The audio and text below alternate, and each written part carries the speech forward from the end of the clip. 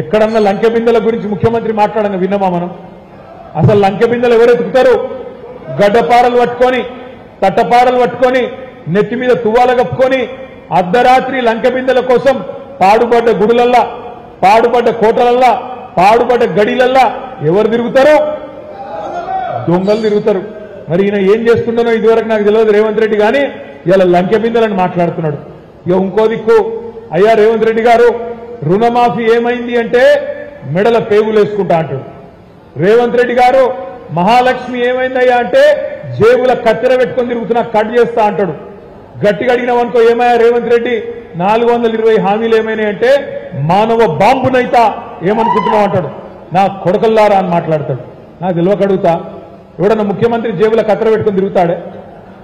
జేబుల కత్తెర పెట్టుకొని ఎవరు తిరుగుతారు? ఎవరు? జేబు దొంగలు తిరుగుతారు. జేబు దొంగలు బస్సులలో ఆడ ఈడ రష్ బాగున్నప్పుడు జేబులు కత్తిరించే జేబు దొంగలు ఆ జేబుల కత్తెరలు పెట్టుకుని తిరుగుతారు. అయినా రేవంత్ రెడ్డి గారు మీరు 5 ఏళ్లు నిక్షేపంలాగా ఉండాలని కోరుకుంటున్నాం మేము.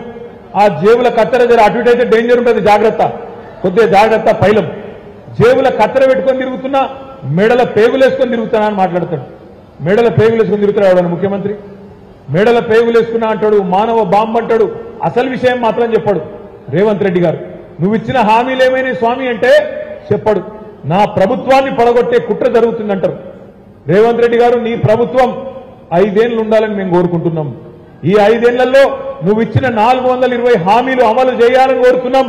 చేయకపోతే మాత్రం వెంటాడుతాం, వేటాడుతాం, ప్రజలందరినీ కూడగట్టి కాంగ్రెస్ పార్టీని తప్పకుండా రాజకీయంగానే బొంద పెడతాం.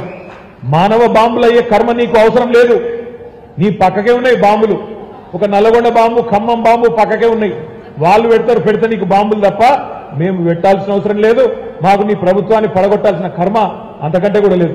ఎందుకంటే ఆటోమేటిక్గా నువ్వే ఫెయిల్ అవుతావు, నీకే ఎరకాదు. నీకు కూడా తెలుసు ఇచ్చిన హామీలు నిలబెట్టుకునే ముఖం ఆ తెలివి నీకు లేదు. ఉన్న సంపదను, రాష్ట్ర సంపదను పెంచే తెలివి లేదు. ఎంతసేపు తెల్లారలేస్తే ఏం చేయాలి? ఈ స్కాము, ఆ స్కాము, ఈ ట్యాపింగు, ఆ ట్యాపింగు, దాని గురించి తప్ప ఇంకో ఆలోచనే లేదు. రేవంత్ రెడ్డి గారికి నేను చెప్తా ఉన్నా, ఫోన్ల ట్యాపింగ్ మీద పెట్టిన శ్రద్ధ వాటర్ ట్యాపింగ్ మీద పెట్టు. మళ్ళా వాటర్ ట్యాంకర్లు మోపైనాయి, వాటర్ ట్యాంకర్లు తిరుగుతున్నాయి ఊర్లల్లా. మళ్ళా కేసీఆర్ గారు బ్రహ్మాండంగా ఇంటింటికి నల్ల నీళ్లు ఇచ్చిండే, అది ఎక్కడో కనీసం దాన్ని నిర్వహించి తెలివితేటలు కూడా లేవు ఈ ప్రభుత్వానికి. అందుకే రేవంత్ రెడ్డి గారికి కాంగ్రెస్ పార్టీకి బుద్ధి చెప్పాలి అంటే వాళ్ళు పెట్టిన డమ్మీ అభ్యర్థి నేను ఉత్తగానే అంటలేను. చేవెళ్ల కోసం జాయిన్ అయ్యిండు పట్నం మహేందర్ రెడ్డి పోయి, పట్నం మహేందర్ రెడ్డి, సునీత మహేందర్ రెడ్డి పోయి చేవెళ్ల టికెట్ కావాలని జాయిన్ అయ్యాను. అక్కడ వనికిరాలట, కానీ మల్కాజ్గిరికి మాత్రం ఆ చెత్తను, చేవెళ్లలో వనికిరాని చెత్తను తీసుకొచ్చి మల్కాజ్గిరి మొక్క మీద వారేస్తా అని చెప్పి ఇక్కడ టికెట్ ఇచ్చింది. మరి ఆ డమ్మీ అభ్యర్థి కాదా ఆమె? ఇక్కడ పనికొచ్చే అభ్యర్థినా?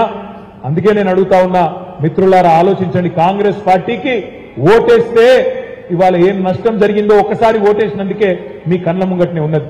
మళ్ళొక్కసారి ఓటేస్తే ఏమంటాడు రేవంత్ రెడ్డి? నేను 2 లక్షల రుణమాఫీ చేయకపోయినా నాకే ఓటేసిండ్రు, నేను నెలకు 2500 ఇవ్వకపోయినా నాకే ఓటేసిండ్రు, ముసలోళ్లకు నెలకు 4000 ఇస్తా అని చెప్పినా ఓటేయకపోయినా, ఆ పైసలు ఇవ్వకపోయినా నాకే ఓటేసిండ్రు. కాబట్టి రేపు ఇచ్చే అవసరమే లేదు. రైతు బంధు రద్దు, దళిత బంధు రద్దు, కొత్తగా రంజాన్ తోఫా రద్దు, క్రిస్మస్ తోఫా రద్దు, బతుకమ్మ చీరలు వద్దు. ఈ రకంగా రేవంత్ రెడ్డి గారు, కాంగ్రెస్ ప్రభుత్వం ఇంకా బరి తెగించి ఏం చేయకపోయినా నడుస్తుంది, ప్రజలు పిచ్చోళ్లు అనుకునే విధంగా వారు పరిపాలన కొనసాగించబోతా ఉన్నారు. ఆలోచన